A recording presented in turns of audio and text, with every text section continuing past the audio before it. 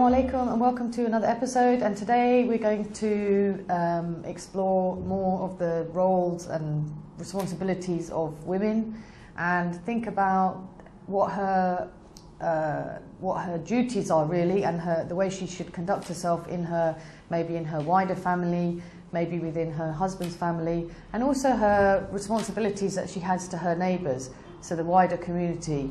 And all of these parts of someone's life are important. So I've spoken before about my own experiences, and that's obviously what I can share. And also I've seen and have many friends, women, female friends, who are living their life in a different way to me.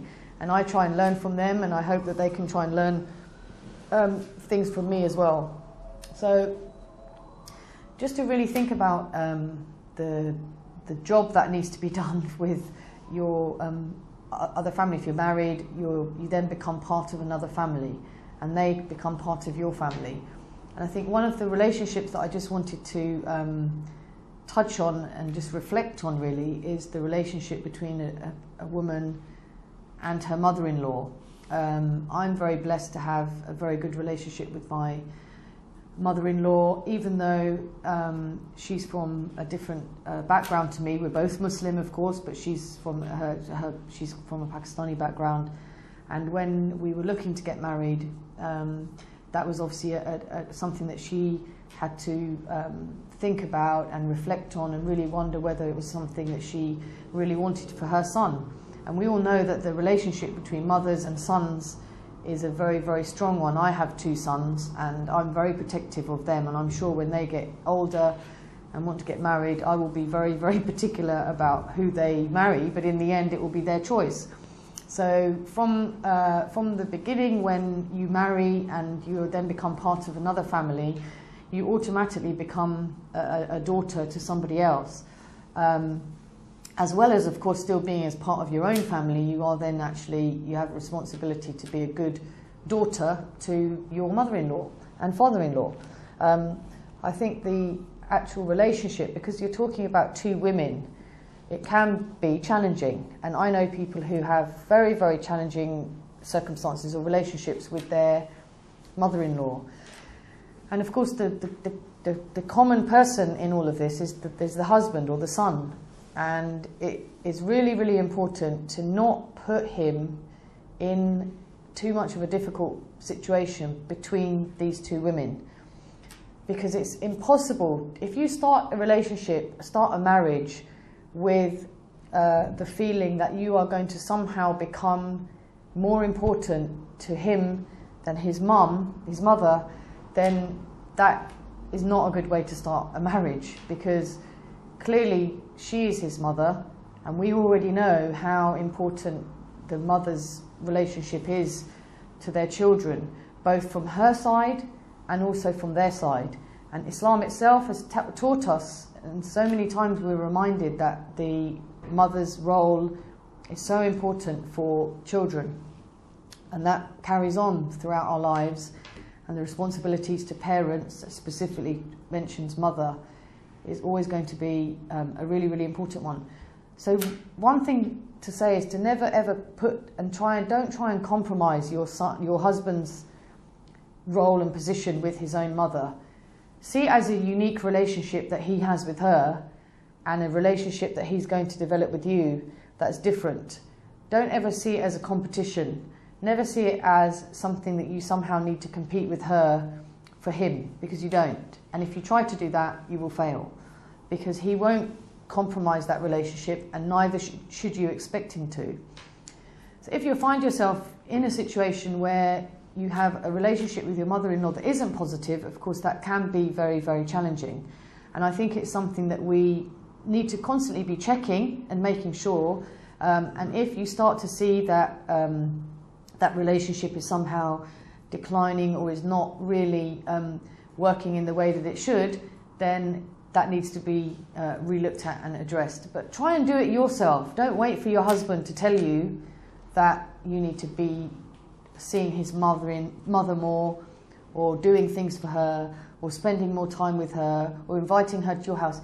Try and think of those things for yourself, and really start to think, okay, am I really being a good daughter-in-law? I think the daughter-in-law role is a really, really important one, because you can actually, if you manage it properly, you can actually please both your mother-in-law and of course Allah as well, please your husband at the same time. Because really, if you develop a good relationship that's harmonious with his mother and you're helping her, you're actually somehow easing the burden from him as well. So I know in my case, I sometimes do things for my mother-in-law that my husband probably should be doing as well, but because I do it, he realises it's being done, so he actually doesn't need to. He keeps a relationship with her that's independent of me, but actually he also relies on me to look after certain things. And sometimes I do it better than others, and I would hope that he would be able to say to me, if I'm not doing things properly, that I'm not. But I also feel I need to understand my relationship specifically with her myself. And I think that developing that link between what is now really your another mother has a lot of blessing and can bring with it, I think, a lot of reward, but can also bring with it a lot of sin, actually, because if you spend your time thinking about her in not a positive way, or if you're trying to put him in between you, or trying to use him to get to her, all of these things are, very, very negative. And my advice would be, if you find yourself in a situation where your relationship with your mother-in-law is not working, then actually, if anything, keep a distance. Do what you need to do, try your best, and always be going to sleep at night wondering, am I really doing my best? If something needs mending, am I doing my best to mend this relationship? If the answer is no, then you need to do more the next day. But actually, if anything, try and stay away and back if whenever you meet or whenever you think about her, it comes as negative, then you need to really think about whether that's good for you and actually whether it's good for her. And the other aspect, of course, is having a good relationship with your in-laws is really positive for your children as well.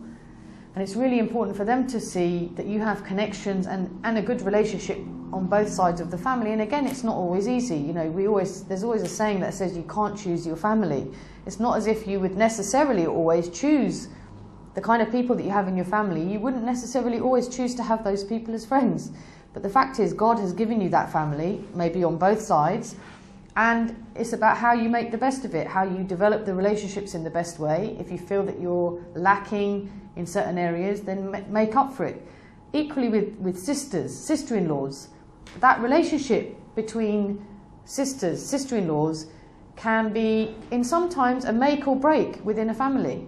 A sister-in-law can be both positive and a negative force within a marriage and within a home. And again, I would say she is a crucial person for you to develop a good relationship with. And again, the difficulty is you have two women. So you have a woman who is maybe your age, or maybe she's younger, or maybe she's slightly older.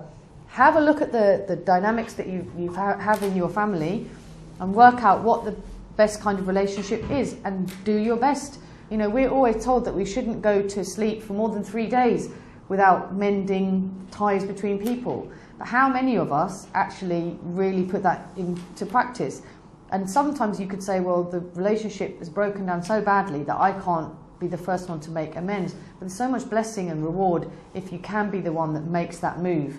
You know how good or bad your relationships are with your sisters, your sister-in-laws, your mother-in-law, your father-in-law, and the other people in the wider family. And if it's not good enough, then you need to do something about it. Take it from today, that from today you will make different decisions and really make a promise to yourself that from the next day you'll do something to make things better and move towards a more harmonious relationship. So I think if your husband can see that you are making those efforts towards his family, that will have a positive impact on your own relationship, that will have a positive impact on your children's view of you and them.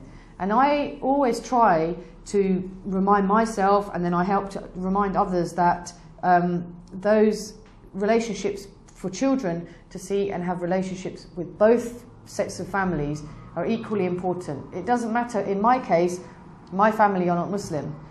It doesn't matter.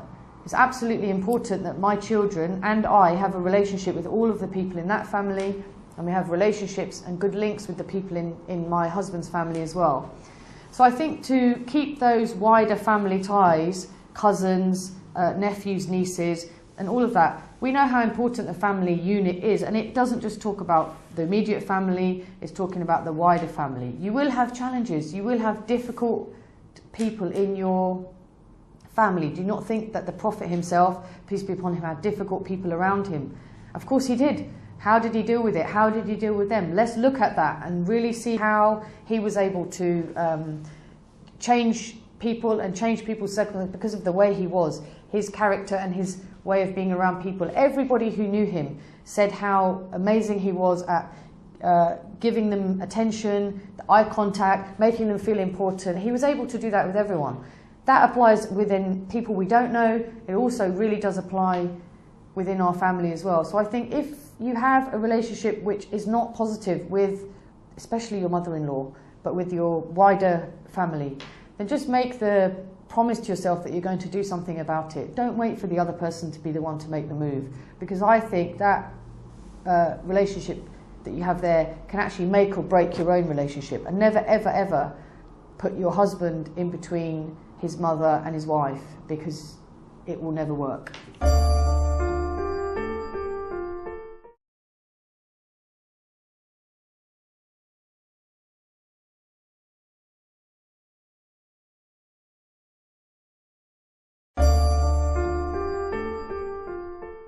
Okay, so whenever we read anything from the time of the Prophet, peace be upon him, the one group of people that comes up over and over again are neighbours. And when we talk about neighbours, we don't just mean the people that live next door to us, we mean much wider than that.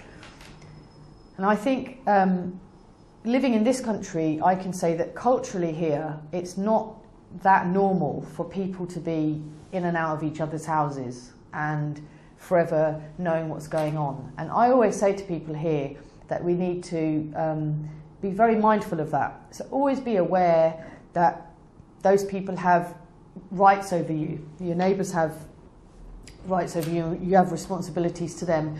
But also look at their circumstances and don't be coming across as if you're bothering them or overdoing it if that's not their way.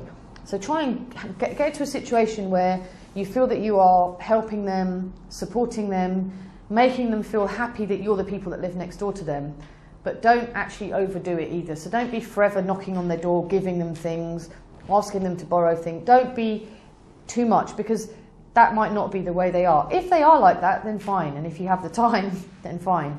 The other thing I would say about time is it's always a balancing act. And I've struggled with this as well sometimes, to make the relationship with my own neighbours without it becoming too much of a burden on me and my family as well, because that can happen. If you're living next door to somebody who has got lots of time and you have a busy life with children and you're doing other things, it can actually be a difficult one, because they can actually take up a lot of your time if they themselves don't really have anything to do. So that, I think, is a balancing act that I've sometimes struggled with. How do I get the right balance between spending time with my neighbours, making them feel part of our life, really, but at the same time not making it that they're forever coming and that I would then feel that I'm letting them down by not being able to spend time with them. So I think that's something I've actually struggled with and constantly keep re-looking at how to get that right balance, and that can be a cultural difference as well, depending on who your neighbours are. And I'm talking about immediate neighbours here, certainly the wider neighbours. We always know there's a famous saying that the Islam gave so many rights to the neighbours that people felt, and I think even Angel Jibreel felt, that the neighbours should be given rights, more rights than your family, something like that.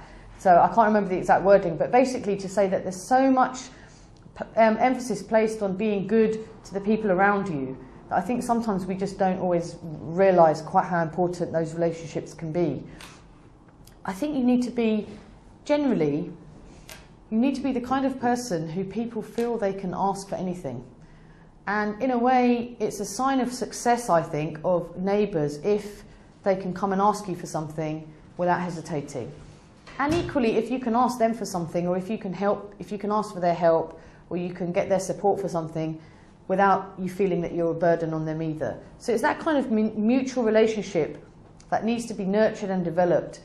I think in this country now, most people will say that the idea of community and neighbours is really broken down a bit to how it used to be. So if you speak to people from the 60s and 70s here in Britain, from whatever background, they will say that the kind of coming together and neighbourliness was much better, naturally better, than it is now. And that's a real shame, because that means that people are now busy with other things and have let those types of links and relationships break down a bit in a way that they probably shouldn't. And as Muslims, we know that we have responsibilities and duties towards neighbours, that we can't just ignore it. So if we see that that's happening, don't let it happen. And again, I remember a couple of years ago, an elderly person living in our area passed away. And I remember feeling so upset. And the reason I felt so upset is because I just felt like I hadn't done enough to help or to get to know them or whatever. And I just found it really, I had to ask Allah for so much forgiveness for not actually doing enough to get to know the person. And when they passed away, it was kind of something that just happened. And when we found out, I just found it really, really difficult. And I did say to myself then that I wouldn't let that happen again to anybody else in the area. And I'm sure I have, and Allah forgive me for my shortcomings. But I think it's always about trying to get the right balance between keeping those people happy. And from a Muslim perspective, in a minority situation, when you have people around you who aren't Muslim, it's even more important in some ways to give that right impression and to make sure that you're showing them what Islam itself is by action. Actually, the other thing about this country is it's quite easy to please your neighbours, because so few people are doing things with their neighbours that if you're the one who shares the food, gives them things, invites them into your house for a cup of tea, and just generally makes them feel that they're welcome and part of your family, it can really stand out as well. So you don't always have to do a lot to make people feel that. But I think it's just something to keep an eye on, because those people do have a lot of rights over you and you have a lot of responsibility to them. You don't want to be in a situation where you're the neighbour that nobody likes, or you're the neighbour that people think, oh, we don't really know much about them. Open up. And I think, for us as Muslims in the situation we're in, when people come into your home, that can break down any barriers and misconceptions that people may have about Muslims. In that one action, giving people a cup of tea in your home can make so much difference to their understanding, and then they will then be themselves much more likely to say to others, no, actually, Muslims are not like this, they're like this, and this is what my neighbour did. And I think you can never underestimate the benefit of people coming together, whether it be for eating, for tea, or for just socially, and coming into each other's houses can be so simple. Obviously, it's just an invitation, come in. But people feel once they've gone over someone else's threshold, that they're part of that. And I also think it breaks down this mysticism that what's actually going on in that house. If there's one Muslim family in an area, other people will be wondering, do we really want them as our neighbours, and what's actually going on in that house, and what kind of house is it anyway? And once they come in, look around and think, actually, it's kind of like our house. They're just kind of like us. They've got children running around doing the same things that our children do. And I think that kind of, for us here, those kind of things are not happening enough. We're sometimes a bit detached or a bit unaware that how much good this can do. And I suppose I'm saying this as an activist of people trying to get this kind of work going. I saw a video from Norway recently online, and they literally did a campaign on this for Muslims to invite people in for tea. And they even got the royal family and people involved, and it became very, very successful and just very positive, because people just felt, okay, they're just kind of like us as well. So I think that hospitality and that inviting people into your home and giving them gifts or food or helping them out is a core part of what we should do, and somehow we need to fit that all into everything else that we're doing. Okay, so as a sort of community activist, and I know not everybody is, but as somebody who is, I just feel that we all have a role to play. Now, for some women, that will be the sort of community work and projects in the way that I'm working, and for others, it will just be her school community, or people who are around with the children or other families in her neighbourhood. And it really is important that everybody sees that they have a role to play. And I think sometimes we Muslims especially would see somebody like me who's crazily doing all of these things and think, oh, it's okay, she's doing that. But actually, we can all do something. The other argument that people have is that they don't have time. So I say to them, do you think I have time any more than you have time? And there is a saying in English that if you want something done, ask a busy person. And the reason that people say that is because people who aren't doing things tend to be a lot slower at everything. Actually, it's not that difficult to pick out a bit of time and do something positive. And, you know, to really just look at your day and think about, okay, what am I doing? What things am I not doing? What could I do? And be creative and be, you know, honest with yourself. Don't just say, I haven't got time, but actually think, okay, well, if someone else is managing, maybe I can as well. And what is it that I need to be doing? And to actually be looking for opportunities. The kind of things I'm talking about, where I'm saying about having people in your home, giving people food. This type of work is I think, you can't underestimate the benefit of that kind of work. If you're talking about community work outside the home, you need to be creative. How do you manage your time? How do you prioritise what's important? How do you keep everything else in order and still manage it? And again, everyone's circumstances will be different, everybody's lifestyle, everybody's personality. You know, I think I have, one of the things that I think benefits me is that I can mentally be positive or strong, in mentally strong. So even if my body is telling me you're too tired and you can't really do this, my mind is telling me that I can. And I think I can really benefit from that. Other people have a different pace to me and I accept that. Sometimes I find it difficult to accept that other people have a different pace to me, but I have to accept that everybody's different.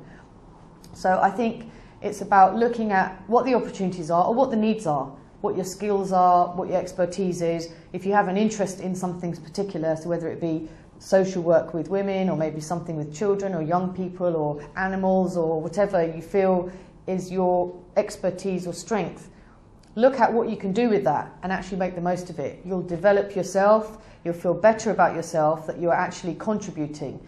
And there's so much research, certainly in this country, about the benefits of giving and what you then receive back. Even if you think you're not specifically receiving anything back, you receive a lot of good back.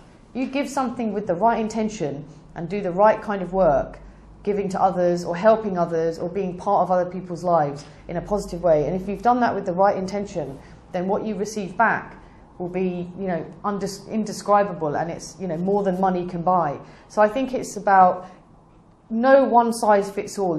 I can't sit here and say this is what I'm doing, so this is what someone else needs to do. It needs to be much more about looking at their own circumstances. But I would always challenge that people could be doing more. If people think I'm busy or I'm actively doing what I'm doing, I will say to them straight away that I'm telling you I could do more. There are people out there who are doing much more good than me within their home, outside their home, and I feel I can always be striving to be better and to do more or to do less or whatever's good for me at the time. So I think anyone who says to me they don't have any scope to change, I would say it's rubbish. Everybody has scope and there's always space to change, to improve, to do more. So if you think you're already busy or you've got no time left, really have a look at it and think, can I give 1 hour a week? Can I do one thing, one small thing? I think sometimes people don't always, first of all, know what they can do to out community work or social work. Second of all, think, well, how can I juggle that within my family? And thirdly, thinking, well, I just don't have time. And the scale of some of the problems or some of the work that needs to be done is so big. What can I possibly do to make a difference with that? Well, actually, everyone can do something. Every act of charity is a blessing for us. Every act of good is good for us. When you give without expecting anything in return, then you get a lot back from that. Even a smile is charity. If a smile is charity, that's fine, but you need to take it that step further. Don't always just sit and say even a smile is charity. That's all, mashallah, is brilliant and fine and very noble, and of course we have to remember, and the Prophet himself taught us that, peace be upon him. But look at all of the good that he was doing and how busy was he. You know, he was able to juggle so many things. The people around him were doing so much good work, you know, and we have to take that as our always as our example as well. So try and find other people around you that have the energy, the positive outlook on life, and get them to be the people that you surround yourself with. This idea that we have to surround ourselves by the right kind of people, I think is really important for women to remember. We often talk about how the husband will be able to say who comes in the home and who doesn't. And of course that's a very, very strong part and something that's very, very important. And women need to be mindful of that, always thinking, right, have I got the right kinds of friends? Am I just wasting my time with people? Are they good for me or not? Are they good for my children or not? Are they good for my family or not? And really be constantly, I've had situations where I've had people around me that I've actually kind of had to let go of because they're draining me, or they're just spending too much time and they want too much from me. And I think that's something that you need to just be honest about sometimes. And you kind of know, I think, when you've got the wrong or the right kind of people around you. Let other people give you that advice as well. If your husband's not happy about something or someone, you need to really think about why that is and maybe readjust certain things. You can't keep in touch with everyone, and so have the right people around you that are good for you, good for your children, good for your attitude, good for society, and just surround yourself by those people. And I think on that note, I will say Assalamu alaikum and see you inshallah in another episode.